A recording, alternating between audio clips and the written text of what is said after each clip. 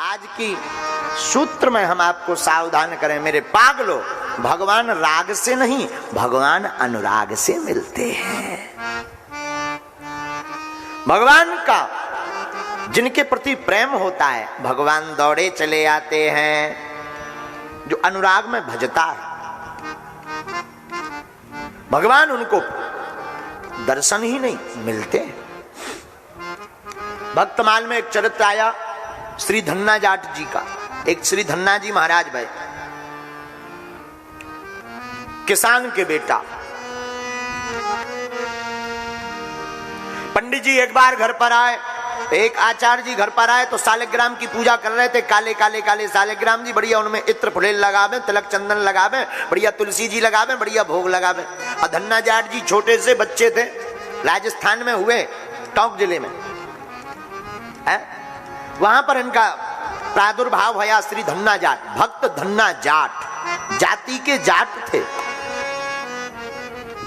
पंडित जी को सालिग्राम की पूजा करते देख के आनंदित हो गए। महाराज हमको भी ये भगवान चाहिए। इनका नाम क्या है? अरे ये सालिग्राम जी हैं महाराज, हम भी चाहते हैं। पंडित जी ने कहा छोटे बच्चे हो, क्या करोगे इनका?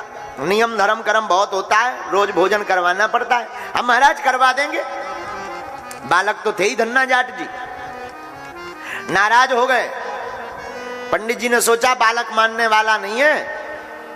सोई जो है पहाड़ में स्नान करने गए नदी में, तो नदी से एक काला काला पत्थर ले आए और अपने वाले जो सालिग्राम जी थे उनको तो दे नहीं सकते पंडित जी, सो उनको सिंहासन के नीचे रख दिया। छोटा सा सिंहासन था और वो काला काला जो नदी का पत्थर था उनको सिंहासन पर रख दिया। बढ़िया इत्र वित्र लगा करके तिलक चंदन लगा दिया। तो धन्ना जाट जी आए, महाराज हमने कहा था हमको ठाकुर जी चाहिए। आहा भैया ठाकुर जी की सेवा करोगे? हम महाराज खूब सेवा करेंगे। ठाकुर जी को भोग लगाओगे? महाराज हम वचन देते, आज के बाद जो भी पाएंगे ठाकुर जी को ही पवाएंगे। आहा अच्छा तो बताओ, इन्होंने नाम रख दिया, बताओ तुम्हें राजा वाले ठाकुर जी चाहिए कि सिपाही वाले? तो ये तो बच्चे ही थे।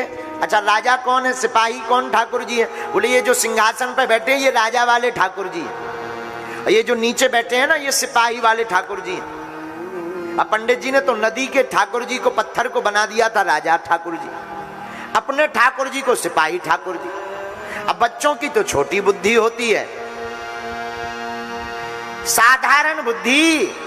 सोई धन्ना जाट जी हाथ जोड़कर बोले हमको लेना ही है तो सिपाही वाले ठाकुर जी क्यों ले, राजा वाले ठाकुर जी चाहिए हमें।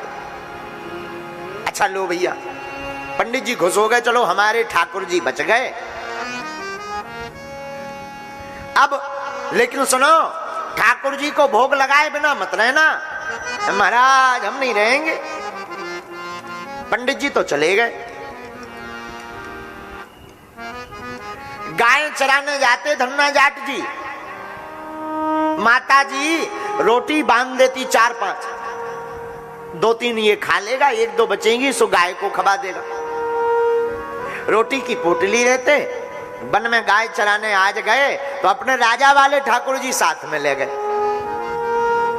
गुरुजी ने कहा था ठाकुर जी को भोग लगा करके ही पाना। ठाकुर जी को सामने रखा, रोटी की पोटली खोली और हाथ जोड़ करके कहा आओ सरकार प्रसाद पाओ। भगवान नहीं आए। इन्हें लगता भगवान साक्षात आते होंगे, खाते होंगे। भगवान नहीं आए। शाम हो गई, ये इतने नाराज हो गए, हम समझ गए तुम आ नहीं रहे, क्या बात है, हमारी सेवा में कोई कमी रह गई क्या? पंडित जी के हाथों तो खा लेते हो, अगर आप नहीं आओगे, आप नहीं खाओगे तो हम वचन देते हम भी नहीं खाएंगे। और जो रोटी लाए थे वो सब गाय को खिला दी, भूखे रह गए। रात भर ठाकुर जी के लिए रोते रहे, आंखों से झरझर आंसू बहते रहे। तुम बिन कौन हमारो, तुम बिन कौन हमारो।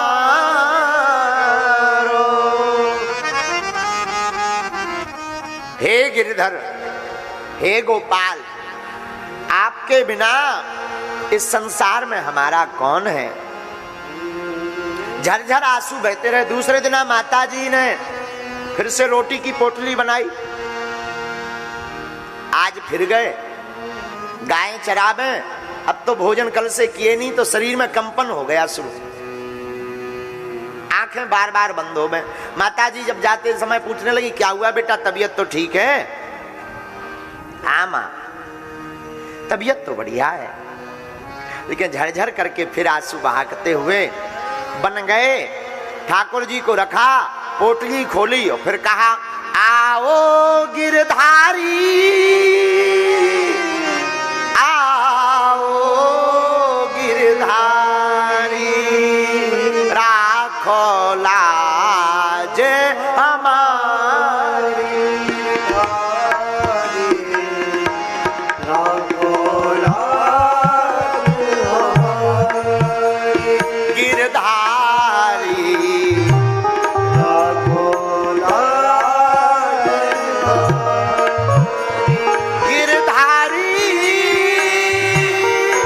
गिरधारी,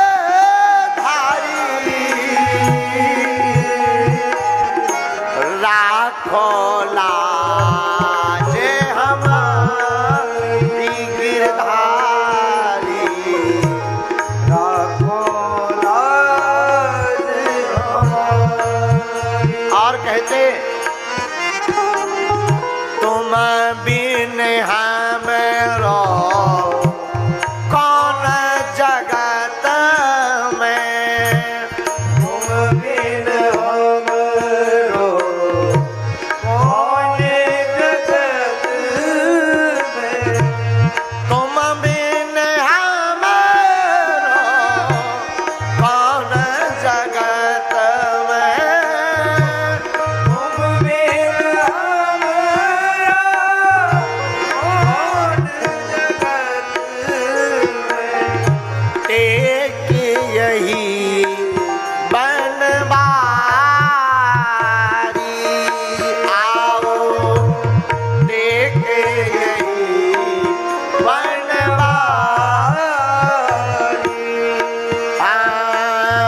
तुम बिन कौन खबर,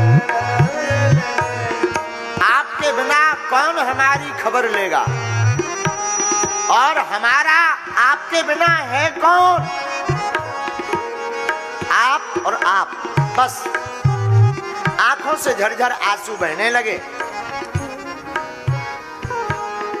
आंसू बहते बहते बहते बहते 2 दिन हो गए, ठाकुर जी नहीं आए। तीसरे दिन और हो गया। अब तो प्रभु को याद करते करते करते शिथिल होने लगे। आज हम प्रण लेते हैं, आज अगर तुम नहीं आए भोजन पाने तो ठाकुर जी हम सौगंध खाते हैं, आज के बाद कभी लौट के मुंह नहीं दिखाएंगे तुम्हें, ना तुम्हें भजेंगे, ना भोजन करेंगे, मर जाएंगे, भोजन नहीं करेंगे। आहा, भगवान को नहीं देखा गया। भगवान सरलता पर खींच गए। देखो भैया, भगवान बुद्धिमानों को नहीं मिलते, भगवान विद्वानों को नहीं मिलते। हमारे ठाकुर जी तो ऐसे भोले भाले भक्तों के घर ही दौड़े चले आते हैं। भगवान आ गए। कहो भैया धन्ना जाट जी, कैसे हो? सरकार आपकी बड़ी कृपा, और आप पधार गए, लेकिन इतने दिन क्यों लगाए? कोई कमी रह गई होगी हम में। आहा, हाथ से प्रसाद पवाया ठाकुर जी को। सरकार आप लगते बड़े सुंदर हो, मन है कि एक बार हम आपके गले लग जाएं। भगवान बोले नहीं, अभी नहीं, हमारी पूर्ण कृपा तब होगी जब तुम हमारे परिपक्व भक्त बन जाओ। अच्छा, तो सरकार ये परिपक्व भक्त कैसे बनते हैं? एक काम करो, काशी जाकर के आदि जगत गुरु श्री रामानंदाचार्य जी से तुम दीक्षा ग्रहण करके आओ, फिर तुम पर कृपा होगी। अच्छा, भगवान बोले एक बात और, हम काऊ को कर्जा अपने ऊपर नहीं रखते, ऋण चुका देते हैं। तो तुम्हारा भी चुकाएंगे। तुम हमें भोजन कराते हो, बताओ कोई काम करेंगे हम तुम्हारा। भगवान बोले अब कौन सा काम करोगे आप हमारा? ठाकुर जी बोले कोई भी बताओ।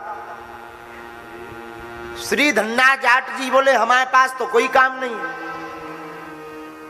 भगवान बोले एक काम करो, हम तुम्हारी गायें चराया करेंगे।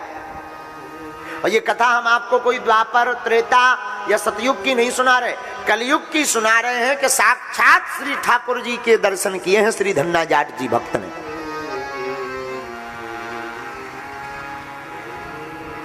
आहा हा, क्या कहना।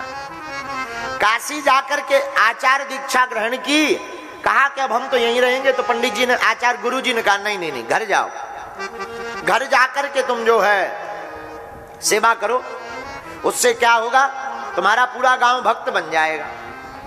घर आ गए, गांव में फिर वही गायों को चराने लगे। ठाकुर जी गायें चराते, ये खेती का काम करते। अब पिताजी बड़े हैरान, जहां इनका नाम महात्मा सुने सोई 8 10 20 महात्मा रोज आ जावे। अब महात्मा आए तो महात्माओं को तो पंगत भी लगे, दोनों टाइम लगे, और कई बार 50-50 महात्मा। पिताजी एक दिन नाराज हो गए, बोले ये बाबाओं को चक्कर बड़ो खतरेदार, रोज महात्मा आ जावे, रोज खबाबे पड़े। हम कोई अमीर आदमी तो है नहीं, धन्ना सेठ तो है नहीं जो इन बाबाओं को खबाबे। भाई तेरी दोस्ती है तो तुम अपनी निभा, हमारे चक्कर में इन बाबाओं को मत पाट। और अगर आज के बाद बाबा जी हमारे घर में आए तो लफड़ा हो जाए। धन्ना जाट जी बोले ये बड़ो लफड़ा का की हो जावे, एक काम करो, तुम यहां नहीं रहोगे, खेत पे रहो। बोने के लिए बीज दे दिया, जाकर के ये खेत में बुबाई करो, खेत में कटाई करो, गहाई करो, और वहीं आनंद के साथ रहो।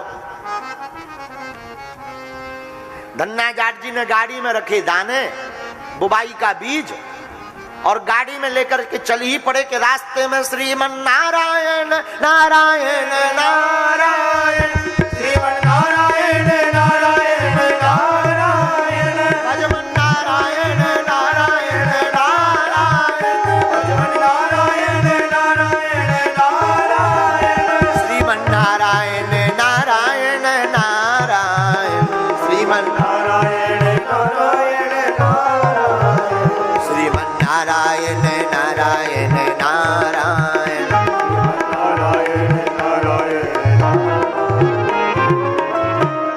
महात्मा मिल गए, अरे भक्ति जी की जगह हो, भगत जी की जय हो, भगत जी की जय हो। धन्ना जाट जी ने दंडवत प्रणाम किया, अरे महात्मा हो, आपकी जय हो, आप सबके दर्शन हो गए, आनंद आ गया महाराज। महाराज भोजन पाएंगे? महात्मा बोले भोजन तो नहीं पाएंगे, हम कुंभ में जा रहे हैं, कुछ राशन पानी हो सो दे दो, वहीं रास्ते में हम लोग खा बना लेंगे। धन्ना जाट जी बोले महाराज राशन पानी तो नहीं है, बुबाई का बीज है। बोले वही ले आओ। तो जो बुबाई खेत में होनी थी वो बाबाओं को करवा दी। ले महात्माओं पाओ। सब महात्माओं को जितनी बुबाई का बीज था सब बांट दिया, और ये भी संतों के साथ खूब कीर्तन किए। अब सोचा कि पिताजी डांटेंगे, सो जहां महात्मा बैठे थे वही रेत ली और जाकर के हल जोता, ताकि अगल बगल के किसान बता दें कि बुबाई तो भई है। बाद में जब बीज नहीं जमेंगे तो कह देंगे पानी नहीं लगा, बीज खराब था। तो रेती ली, रेत कंकड़ पत्थर लिए और हल जोते हैं। बगल के किसानों को दिखा दिखा करके बोले भैया देखो बुबाई हो रही है, बुबाई करते जावे। वापस आ गए। अब ये कभी देखने गई नहीं, इन्हें तो पता ही था कि जाने का। अब बीज डाला हो तो जाए, अब रेत जमने वाली तो है नहीं है। पिताजी बोले बोआए, धन्ना जाट जी बोले बहुत अच्छे से बुबाई हुई, भगवान की ऐसी कृपा, आज तक ऐसी बुबाई किसी किसान ने नहीं की पिताजी जैसी हमने की। पिताजी बोले वाह, अब समझदार हो गए। लेकिन इन्हें पता था कि 2 4 10 15 20 दिन जब नहीं जमेगा तो तुम ही बाहर निकालोगे। 15 20 दिन हो गए, महीना भर बीत गया। अगल बगल के किसान इनके पिताजी के पास आए कि भैया आज तक हमने बहुत सी फसल देखी, तुम्हारे जैसे खेत की फसल नहीं देखी।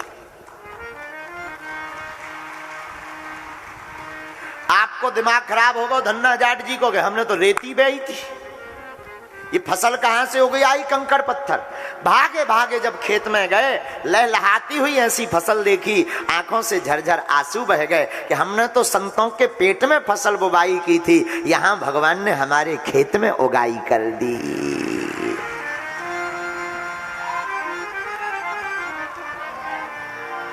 खूब जय जयकार करने लगे, संतों की जय जयकार करने लगे। जब पूरी कहानी पिताजी को पता लगी तो पिताजी बोले ये तो बढ़िया सौदा है, खबाव किसी और को निकले कहीं से, ये बढ़िया सौदा है।